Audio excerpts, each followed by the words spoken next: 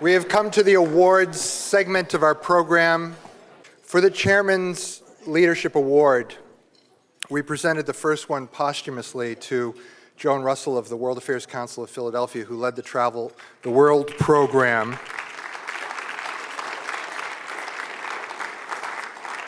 Carol Engebritsen-Byrne of Global Minnesota. Lise Falsko Christensen of Alaska World Affairs Council, and last year virtually, but she deserves a huge round of applause, our board member and World Affairs Council of Connecticut leader, Megan Torrey.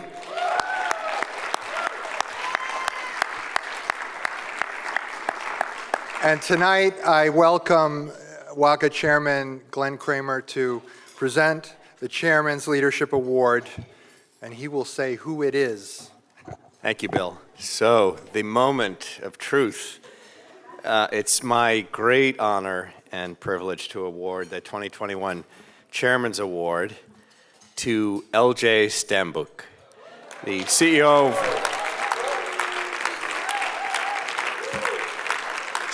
of World Affairs Council of Charlotte. So LJ joined the World Affairs Council of Charlotte as Executive Director in 2006 and became President in 2009 and CEO in 2011. Through LJ's dynamic leadership, he has rebuilt the Charlotte Council's brand and standing in the community through strategic partnerships and really outstanding programming.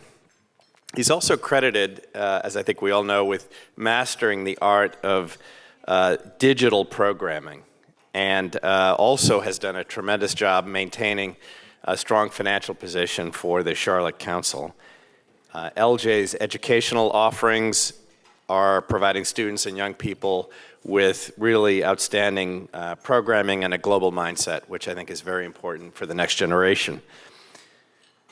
So for those of you who don't know LJ's background, he is really a man of the world. He was born in Belgrade in the former Yugoslavia. He spent his childhood in Burma and Holland with his diplomat family. He has been in multiple different organizations affiliated with the United Nations, and then also subsequent to that was a senior executive in several multinational companies around the world. He has also traveled all over the world, more than 70 countries, Africa, Asia, Europe, Latin America, Central America. So he is very, very, very well traveled, and as I said, he is really a man of the world. Under LJ's leadership, the Charlotte Council has done a tremendous job of engaging the Charlotte business community, which I think is very important, really trying to help Charlotte understand its role in the global economy and making Charlotte a much more globally focused and globally centric community, business community. And this has really been LJ's vision for his council. So LJ has been very extensively quoted, and he's frequently in the media in Charlotte, both on broadcasting and in newspapers. He's a well-recognized expert in international affairs and in economics. And he's won many awards. The Charlotte Business Journal gave him the International Leader Award. He won the Global Service Award from the Charlotte International Rotary. Under his leadership, the World Affairs Council of Charlotte won the Richard Van Root Award by the Mayor's Office for contributions to the international community. So, long and short, this is clearly not going to be the last award, certainly not the first award, and won't be the last award that LJ will win, but it's a tremendous honor. LJ, you have raised the bar for all of us. You've represented not only Charlotte, but the World Affairs Councils more broadly, brilliantly. And as I said, you've set the bar very high for the rest of us. And so congratulations. We're thrilled to have you as the Chairman's Award winner. Thank you so much, Mr. Chairman, Glenn Kramer. Thank you, the WACA board, and thank you to Bill Clifford, our President and CEO. I know I'm the last person standing between you and the bar. here at the Mayflower. I will try to keep my remarks shorter than I intended, and I cannot tell you how delighted I am. I'm profoundly moved and touched by the signal honor shown to me by conferring upon me the World Affairs Councils of America 2021 Chairman's Individual Award for Exemplary Leadership. I'm so grateful to have the World Affairs Council of Charlotte success and dedication recognized in this way.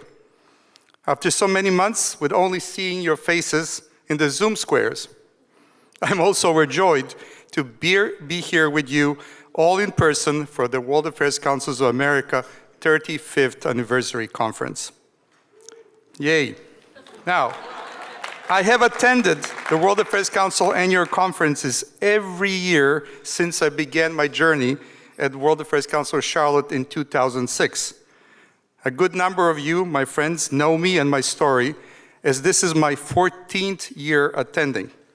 However, what you might not know about me, and Glenn touched about a little bit, is that in my career, I have worked as a civil servant. I have worked globally with the UN, specifically with the Food and Agriculture Organization of the UN, FAO. I worked as a business executive, both in Europe and in the US, responsible for over 6,000 employees at one point. And I founded and operated 4 successful companies here in the US, all before I started working for the World Affairs Council of Charlotte. And let me share with you that the hardest, toughest, most demanding job that I experienced in my career was and is working in a nonprofit setting. Very true. The need to stay on mission with resources always in short supply and constant fundraising needs, the need to be nimble, to be agile, to have the ability to turn on the dime are just a few of the many challenges we face working at a nonprofit. All of us invest some part of ourselves into sustaining our councils and making them successful. It requires a lot of effort, thought, and yes, passion. So I say to you all here today, World Affairs Council teams from across the nation, board members, guests, and World Affairs Council members, please recognize this hard effort and strongly support your World Affairs Council and the World Affairs Councils of America in any way you can. Let's have a round of applause for all those here that make the important mission, as stated on the award that I was just given, of fostering international understanding and connections beyond borders a reality every day, every week, every month, every and each year in their communities and all over our great land. Thank you all for doing what you're doing.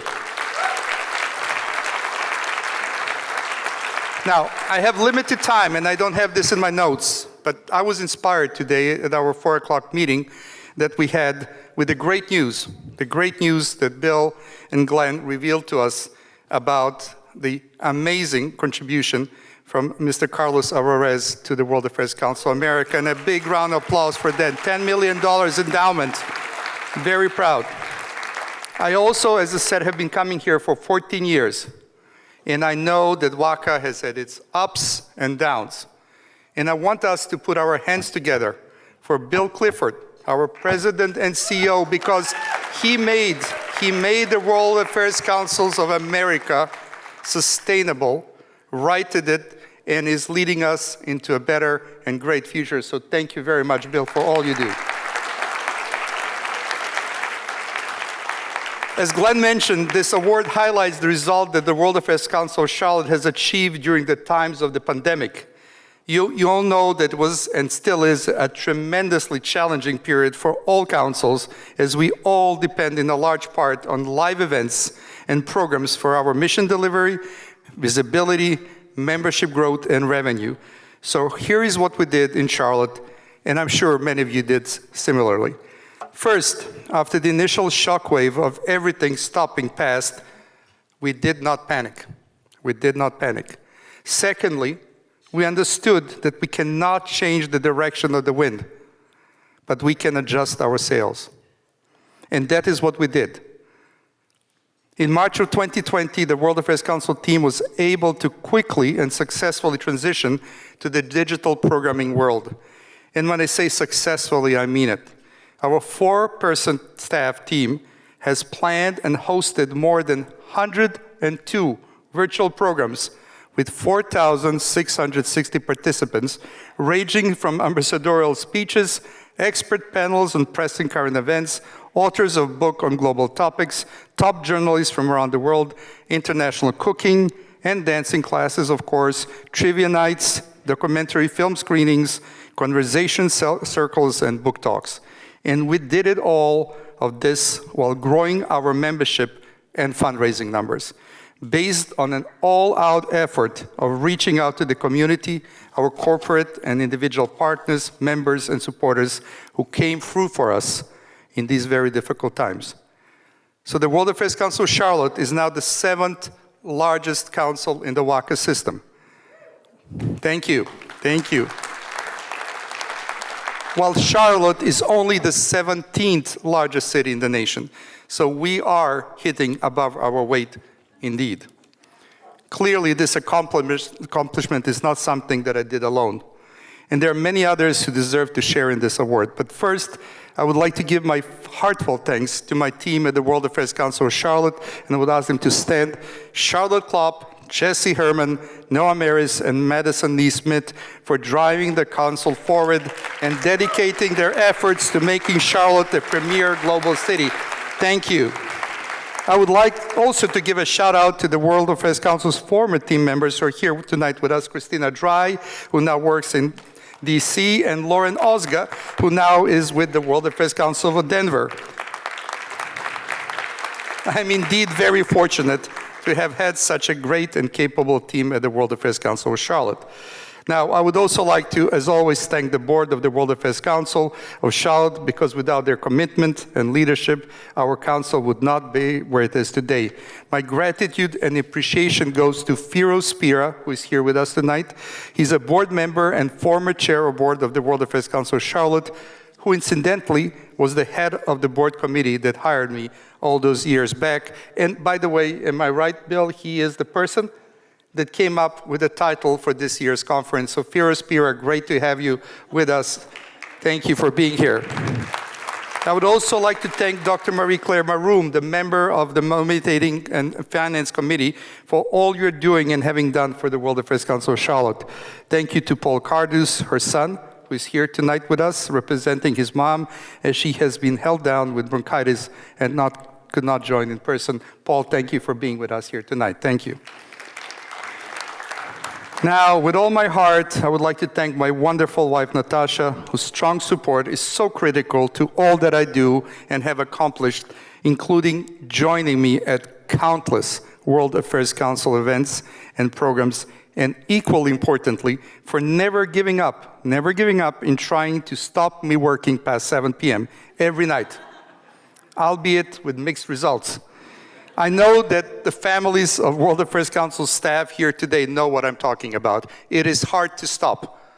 The demand is very, very strong, and you have to do so many things in a situation where you don't have the staff and the resource to do all that you need to do. Thank you to my very special support team, my remarkable sons who are here tonight, Alexander and Andrew. You inspire me, and you're the future of the country and the better world of tomorrow that we all at the World Affairs Council of America are working to build. Please stand up, Andrew and Alexander. There they are in the back. College freshman, high school sophomore. Thank you to my lovely niece, Mia Rozhnjatovic, who joined me in the US in 1992 and has been such a strong and positive and loving presence in my life, for being here with us tonight and coming from your city to be here. Thank you, Mia. Thank you so much. And finally, thank you also to my good friend Zoran Krneta and his wife Rosie, who have joined us here tonight as well. Zoran is the sporting director of the new MSL soccer team in Charlotte, the Charlotte Football Club, and he is working hard on making Charlotte even more international, as soccer is the most global of sports. Thank you, Zoran. Thank you, Rosie. Thank you all for being here tonight and for your amazing support. Thank you for being here. I'm coming to the end. As a leader, I know it is critical that I work to support and inspire our next generation of students and members. The World Affairs Council of Charlotte has spearheaded initiatives for students and young professionals that are now replicated across the country, and it is indeed my very favorite part of this job. As globalization rapidly continues to evolve and spread everywhere, our students will have to know how to operate across literal and abstract borders. I urge you all to become a more global citizen and encourage the people in your life, both young and old, to take on an informed and active role in our democratic society. Again, I would especially like to thank the World Affairs Council's National Board of Directors, the WACA Chairman Glenn Kramer, and President and CEO Bill Clifford. Bill, your friendship, your guidance, your support, and leadership over the years have been invaluable to me. Lastly, I would like to thank all of you here tonight. It is the extraordinary council teams around the country and their supporters that have brought such strength to this national network. We have shared programs, best practices, traveled on leadership delegations, and become friends. And thank you all for doing all you're doing to gauge our citizenry to better understand the world in which we live. So if indeed I have contributed in a manner as recognized by this award, then I'm doubly grateful and humbled, and I feel that fate has chosen to smile upon me in a special and unique way. Congratulations again to the World Affairs Councils of America on these 35 years of accomplishments, and I will finish with advice, sage advice, that a Cornell professor of mine gave me when I was leaving Cornell. He told me, LJ, whatever you do in life, always give 100%. Unless, of course, you're donating blood. Thank you very much.